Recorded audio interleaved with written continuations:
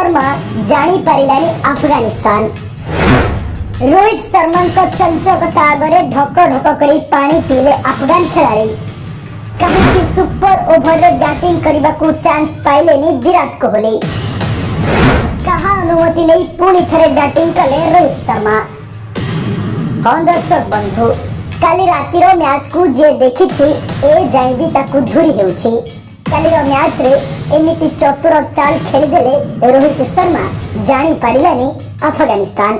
रोहित शर्मा को चंचकता भरा आगे पड़िया मझे ढक ढक कर पानी पीले अफगानिस्तान खिलाड़ी माने।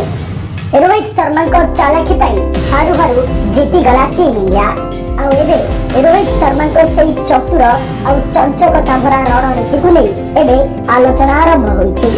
लक्ष लक्ष दर्शक मानक आगे भारतीय टीम अधिनायक रोहित शर्मा अफगानिस्तान को जमिति भकुआ बनाइले आउ धुआं बुलाइदेले ताहा समस्त को हस्तचकित कर दैछि। तबे कालीर मैच रे दुई दुई थर सुपर ओवर खेला जायतिला जहा केबे भी क्रिकेट इतिहास रे केबे भी होई नथिला।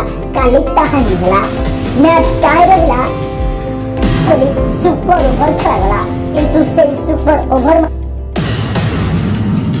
तेज सबुठारु बड़ कथा होला टीम इंडिया सबुठारु प्रसिद्ध खिलाड़ी विराट कोहली सुपर ओवर खेलवा गोटे भी सुजोग पाई नथिले किंतु रोहित शर्मा प्रथम सुपर ओवर रे आउट हेबा पर भी द्वितीय सुपर ओवर रे पुणी थरे बैटिंग करबा पई आसीथिले।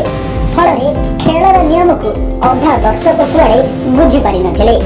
तेज सूचना अनुसार रोहित शर्मा आउट न हुई शेष बॉल आगरू खेलरू से इनिंग्स अवसर नहीं जाइथिले। आ नियम अनुसार अफगानिस्तान अधिनायक अनुमति देबा पर पुणी थरे रोहित शर्मा से बैटिंग करथिले।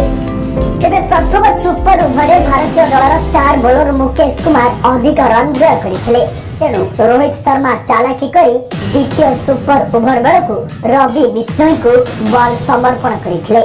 आ से मध्य अधिनायक रोहित शर्मा को भरोसा रखी दल को विजयी कराइथिले। बेले सेमिति आहुरी अनेक मैच हेउ बोली दर्शक माने आशा बांधिछन्ति। ब्यूरो रिपोर्ट प्रकृत न्यूज।